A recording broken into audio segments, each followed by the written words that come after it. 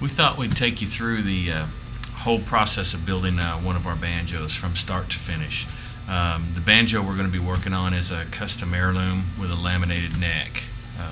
It's a little maple banjo, and anyway, it'll give you a little bit of insight on how we do things here at the shop. First thing we start is just get a nice looking piece of wood that will lend itself to being a neck. If it's going to be a laminated neck, we'll resaw it at that point. We'll saw straight down the center of it so we can start orienting the grain. So we've got it all figured out which way we're going to go now, so we're going to just start gluing everything up. The CNC is just a really great tool for accuracy and consistency in building. In our first run on the CNC, what it does is it comes in and it surfaces the face of the neck where the fingerboard will go, and it makes it very true and accurate and flat and perfect. And then right after it does that, it'll actually come in and do the truss rod channel for us. Really all it does is it hogs off a lot of the wood that we would generally have to do by hand, and it does it extremely accurately and puts us in a great position to start doing all the detail work, which is really what makes a banjo play good. The actual CNC, it gets us to the point where we can start to really dial in a specific application for an individual custom order banjo. If somebody wants a little wider fingerboard, we can do that. If they want a thinner neck, we can do that. If they want a thicker neck, we can do that. I've always wanted to use the very finest of components for my banjos. We've got to the point where we can do our own rims now. With David being here, our rims are really nice, solid block maple rims, and I'm very happy with the quality of them. And that's what I use in my personal banjo now. We can use maple or birch, or we can use walnut or mahogany, and all those can help create different sounds for your banjo. Okay, what we're getting ready to do now is cut the fret slots for the fingerboard. We've got some African ebony right here. This is a template that we use for different scale lengths, so we can do custom scale lengths.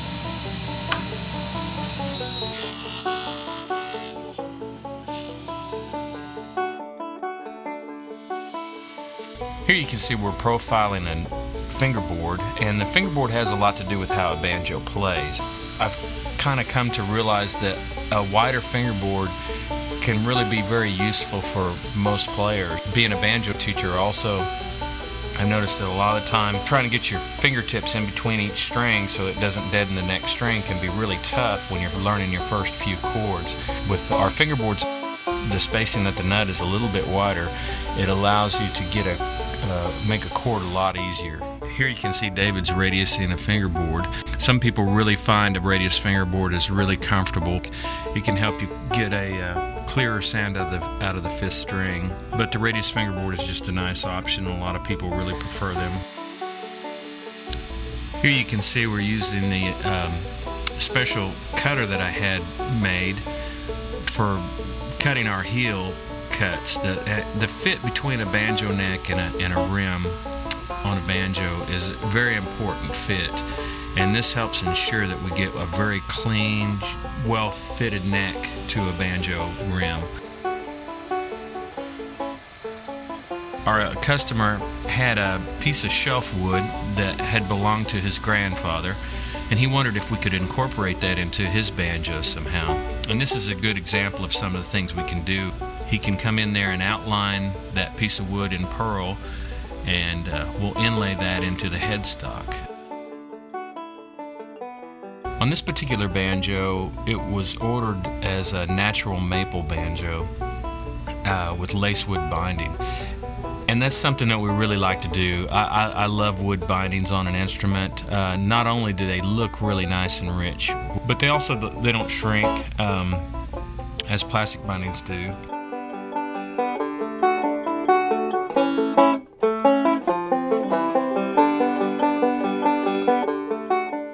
Here you can see we're using a piece of ebony for the head cap.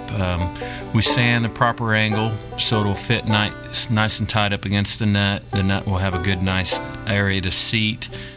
It's just cut out roughly to shape, and Once we get that clamped on, then we'll start to do our final shaping.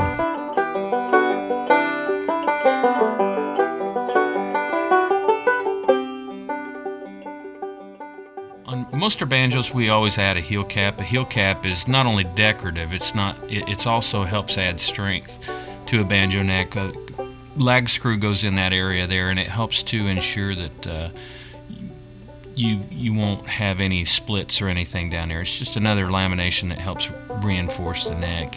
And it does look really nice too. It's a nice accent touch. Installing the frets in an instrument is very important to the playability of it and how well it sounds. We sand the fingerboard so it's perfectly true before we start our fret job. First thing you want to do is make sure that you have a good fit of the tang of the fret into the fingerboard itself. If it's a radius fingerboard, as we have here, you want to make sure that the fret is radiused properly. Each fret is seated perfectly into the fingerboard. It's very important for playability, and not only that, but the sound of the banjo. Once you have it in place, then the ends are clipped and beveled. We use a straight edge sander to crown the tops of the frets so that every fret is perfectly level with the next fret. And then we come back in and crown the tops of the fret, and then we do a high polish on each fret so it makes the banjo play as easily as possible. The neck of a banjo is pitched off of the body. You have to make sure that when you drill for your hanger bolts that they come out at the proper angle also, so that you get a nice tight fit with the rim and the neck joint. And we also want to make sure that the neck, it comes off of the body exactly straight. We don't want it angling to the right or to the left at all. So with this little jig that I have worked up here and the sanding drum that's on this, we can ensure that the banjo neck is going to fit properly to the banjo rim at the proper angle. Finish work is where some of the highest part of your detail has to come in.